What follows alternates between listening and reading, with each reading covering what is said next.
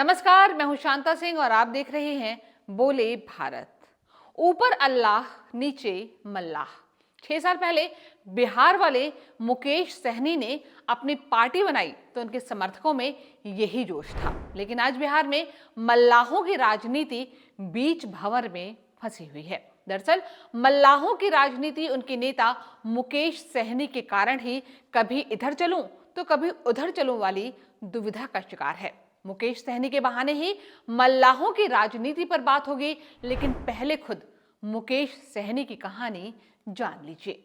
राजनीति में आने से पहले मुकेश सहनी का रिश्ता बॉलीवुड से था। वहां वो स्टेज डिजाइनर के रूप में काम करते थे। उन्होंने मुकेश सिनेवर्ल्ड प्राइवेट लिमिटेड नाम की कंपनी भी बनाई थी। कई मशहूर फिल्मों के स्टेज मुकेश सहनी ने बनाए थे, लेकिन उनकी दिलचस्पी राजनीति में थी। इसलिए 2015 के बिहार विधानसभा चुनाव में उन्होंने भारतीय जनता पार्टी के लिए प्रचार किया था। हालांकि उससे बीजेपी को कोई फायदा नहीं हुआ, क्योंकि नीतीश कुमार और लालू प्रसाद यादव की जोड़ी ने बिहार में बाजी मार ली थी। लेकिन उस चुनाव प्रचार के दौरान ही मुकेश सहनी को लग गया कि जब बिहार की राजनीति जाति की धुरी पर ही घूमती है तो क्यों नहीं वो मल्लाहों की राजनीति करे। खुद को सन ऑफ मल्लाह बताकर 2018 में अपनी पार्टी बनाई वीआईपी, यानी कि विकासशील इंसान पार्टी। 2019 में विपक्षी महागठबंधन का हिस्सा बने। लोकसभा की 3 सीटें पाई, तीनों सीटों पर लड़े और हार गए। इस लोकसभा चुनाव में भी वो इंडिया ब्लॉक में शामिल थे, फिर से 3 सीटों पर लड़े थे और फिर से हार गए। चुनाव के दौरान ही उनकी मछली खाने वाली तस्वीरें वायरल हुई थी, जिसमें वो तेजस्वी यादव के साथ हेलीकॉप्टर में मछली खा रहे थे। तो आज मुकेश जी जो है खाना लाए हैं, लंच में मछली लाए हैं। तब बीजेपी नहीं खुद प्रधानमंत्री नरेंद्र मोदी ने भी इसे मुद्दा बनाया था और कहा था कि नवरात्र में कुछ लोग मांसाहार करके हिंदुओं को चिढ़ा रहे हैं। नवरात्र के दिनों में अपना नॉनवेज खाना आप किस मंशा से वीडियो दिखा दिखा करके लोगों की भावनाओं को चोट पहुंचा करके किसको खुश करने का खेल कर रहे हो।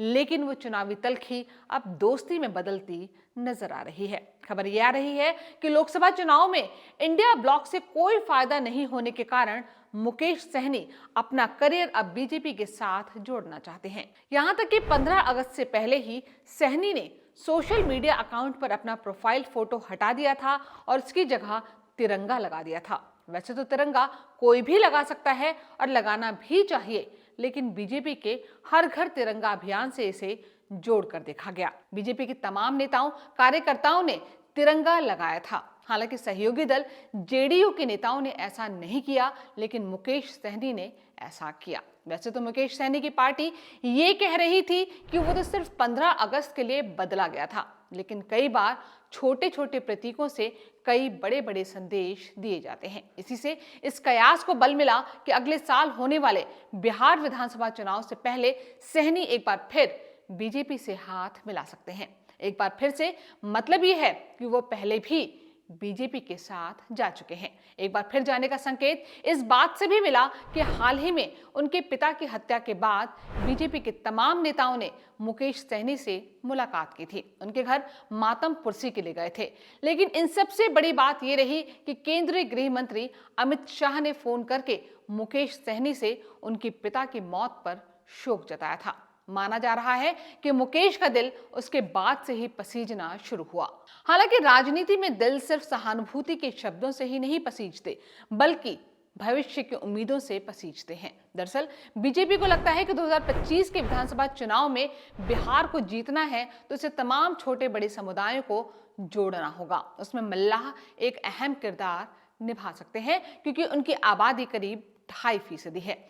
बीजेपी ने मुकेश सहनी पर 2020 के विधानसभा चुनाव में भी दांव लगाया था। सहनी के लिए भी वो गठबंधन ज्यादा फायदेमंद था, क्योंकि उन्होंने 11 सीटों पर लड़कर 4 सीटें जीत ली थी। मुकेश को एनडीए ने एमएलसी बना दिया और गठबंधन धर्म का पालन करते हुए नीतीश कुमार की सरकार में उन्हें पशुपालन मंत्री का पद भी मिल गया। लेकिन मुकेश सहनी का मन बड़ा ही चंचल है।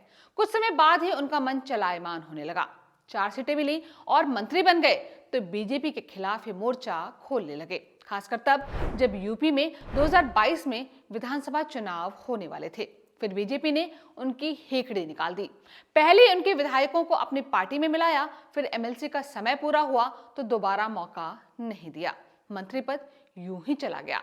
तब मरता क्या ना करता की तरह मुकेश सहनी आरजेडी की तरफ आए, लेकिन मुड़ मुड़ कर एनडीए और बीजेपी की तरफ भी देखते रहे। उसका नतीजा ये हुआ कि पिछले लोकसभा चुनाव में भी बीजेपी के संग सौदेबाजी की स्थिति बनी थी, लेकिन बात नहीं बन पाई। क्यों नहीं बन पाई?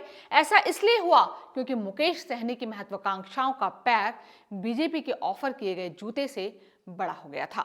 बीजेपी उन्हें 1 सीट देना चाहती थी और वो खबर है कि कम से कम 3 सीटें चाहते थे। वक्त की आंच पर पकी हुई राजनीति कितनी परिपक्व होती है, इसे आप जीतन राम मांझी के उदाहरण से समझ सकते हैं।